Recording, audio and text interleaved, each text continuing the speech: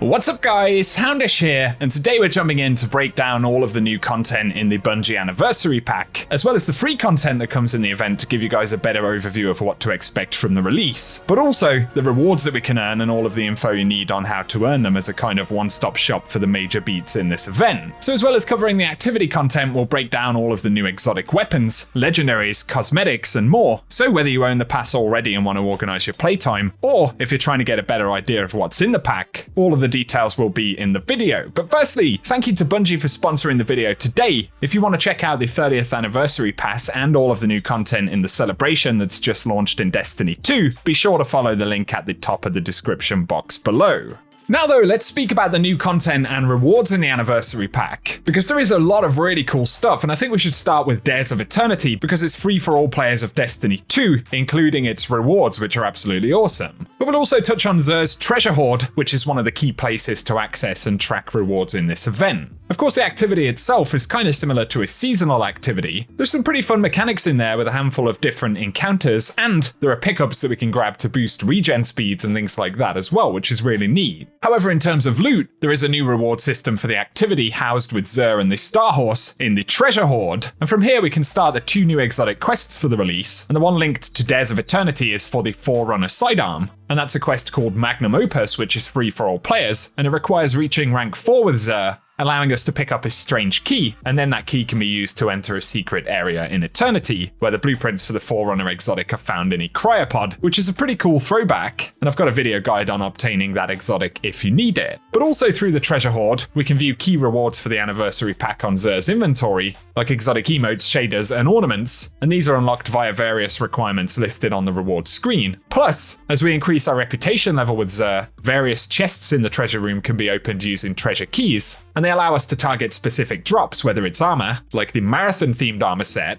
which comes from these chests specifically, but also the new weapons or even cosmetics as indicated by the chests. But as we can see, they require various rank thresholds to be achieved before they can be accessed. And so in the meantime, we're going to get plenty of random drops of epic new weapons in the Dares of Eternity. So let's focus on the weapons that are free for all players. And initially, there is the BXR-55 Battler, a new pulse rifle in a unique Legacy PR-55 frame, which we can see is an awesome shout to Bungie's past, but is also a really powerful new pulse rifle able to roll some new trait perks like Perpetual Motion, where the weapon gains bonus stability, handling, and reload speed while the wielder is in motion, which is pretty cool. Plus you can get another new bonus called Blunt Execution Rounds, and damaging nearby combatants with melee abilities dramatically increases handling and damage, which expires after a short duration or the next shot. So there are some really cool new perks here, but it can also roll trusty bonuses like Outlaw, Killing Wind, and Snapshot in slot 1, with perks like Kill Clip and Rangefinder in the second slot, so it is a bit of a beast. But then another first for Destiny archetypes is the Retracted Path, and this is the first legendary trace rifle in the game. It's an adaptive frame, which is the same key archetype as exotics like Coldheart, comes with solar damage and both looks and feels great to use, and generally mixes up that trace rifle archetype with bonuses like Golden Tricorn. This is another new one where final blows grant bonus damage, and while the buff is active, grenade or melee kills of the same damage type will greatly increase its damage and duration.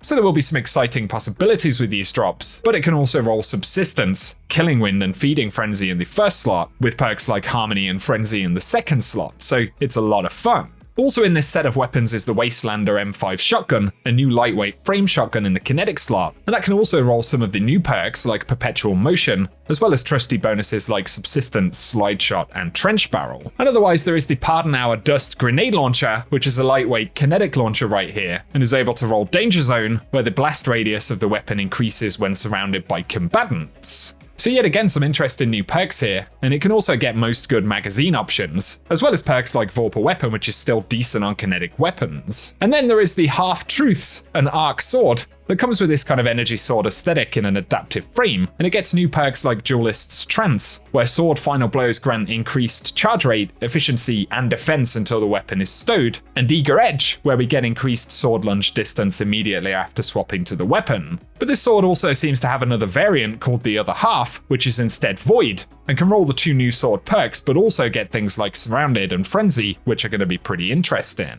And so without a doubt, Dares of Eternity itself, both the activity and its rewards are really exciting. and again importantly can be accessed by all players. But now let's move on to rewards and content in the paid anniversary pack, and outside of the activity weapons and armor in the release, there are additional rewards like the Bungie streetwear set of ornaments, and this is unlocked if you own the pack by opening a reward package granted by Xur when we first complete Dares of Eternity. And as we mentioned, the other earnable items which are part of the pack are accessed via Xur's inventory. So you've got things like the Anniversary Pose exotic emote, earned by unlocking the Triumph Repeat Winner, which requires Dares of Eternity boss kills. That's one of the triumphs for the new 30th Anniversary seal. There's also the Seat of Power exotic emote, which is earned by completing Dares of Eternity on Legend difficulty with a fire team of no more than 4 players, and that unlocks the Old Friends Old Couch Triumph. And then the Joyful Burst exotic emote can be earned by unlocking the Fateful Spin Triumph, where we have to face each Wheel of Adversity challenge on Legend difficulty in the Dares of Eternity. Plus there's a new shader earned by Dares of Eternity triumphs, and a Galahorn ornament earned by finding hidden voice messages in the dungeon,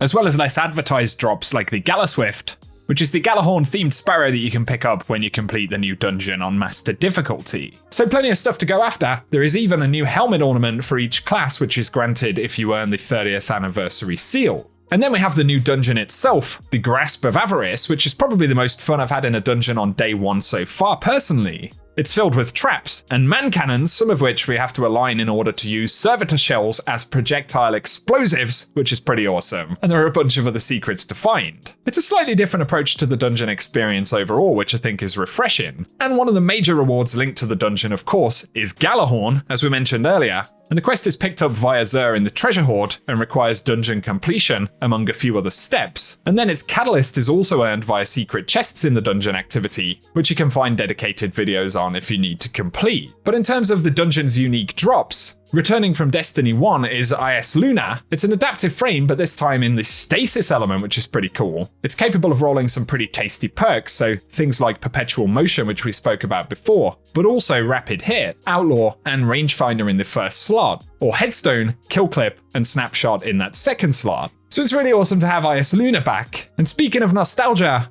and all the times D1 players were mapped by it in the Crucible, we do have the return of the Matador 64, one of the notorious Destiny shotguns of old, and it comes back as a precision frame, this time able to roll with full auto, tunnel vision, and then things like opening shot and trench barrel. So maybe a slightly different flavour, but still with quite a bit of potential. And its Crucible-friendly 1000-yard stare has also returned to Destiny 2. It's an adaptive frame sniper, and it can roll triple tap, quick draw, and no distractions in the first slot, potentially paired with perks like Mulligan, Snapshot, Golden Tricorn, and more in slot 2. So I'm really looking forward to picking up more rolls on the 1000-yard stare. But the final dungeon weapon drop is the Hero of Ages Sword, a really cool looking weapon which can roll relentless strikes, Duelist's Trance, but also Demolitionist in the first slot, with Chain Reaction able to roll in slot 2. And that's a really cool roll, creating epic explosions as you go. And then separate to weapons in the dungeon, we can earn the new Thorn-themed armor set in the activity as well. And this stuff looks absolutely awesome. And we should mention all of the weapons and armor are dropping from the encounters as we progress. But there's also an update coming shortly where the dungeon will be entirely farmable with no weekly lockouts. So we're going to be able to farm to our heart's content. So guys, let us know down below any weapons that you've had dropped with awesome new perks. And separate to the new activities, it's worth noting that Bungie have released a bunch of cool new exotic ornaments and items in the Eververse store, like the Poison Wing Spread, which is an ornament for the Lim Monarch, and the Pink Mist ornament for Malfeasance. These and a whole bunch of other cosmetic items are going to be rolling out in the store over the coming weeks. So again, give us any thoughts you have on the anniversary pack content so far down below. The final mention right here is for Bungie's Game to Give charity event, and this is Bungie's 3rd annual event where until December 15th, they're collecting donations for the Bungie Foundation, who do a lot of work supporting the health and well-being of children, uplifting individuals and communities through various initiatives, and provide aid in times of crisis. And this month, by making donations at various thresholds, we can show support while earning exclusive emblems, a multiplayer emote, and even an exotic ship, so it's a really cool way to contribute to Bungie's efforts and get some unique loot while you're at it. You can also check out the link for that down below, know. But in general, guys, with the 30th anniversary pack being so nostalgia heavy, it really makes for a fun experience whether you played the early Bungie games and are noticing various references, or even if you're a long-time Destiny player. It brings back a ton of memories for me when holding IS Luna again, which is easily the weapon I farmed for the most in Destiny 1, or the return of Galahorn, which I first earned in Crota's End after a lot of grinding in the first year. And that was without a doubt my most memorable D1 moment overall, because I wasn't one of the folks who had the infinite wisdom to buy Galahorn from Xur on week 1. So it's really cool that the anniversary event brings so many of those memories back, and be sure to share any memories you guys have down in the comments section. Once again, if you're interested in the anniversary pack, you can check out the link in the description box for those details. Cheers again to Bungie for sponsoring the video, and if you've enjoyed this one, a rating down below really does help us out. Also, feel free to subscribe and I'll keep you posted with more Destiny content, but otherwise, I hope you guys have an awesome day.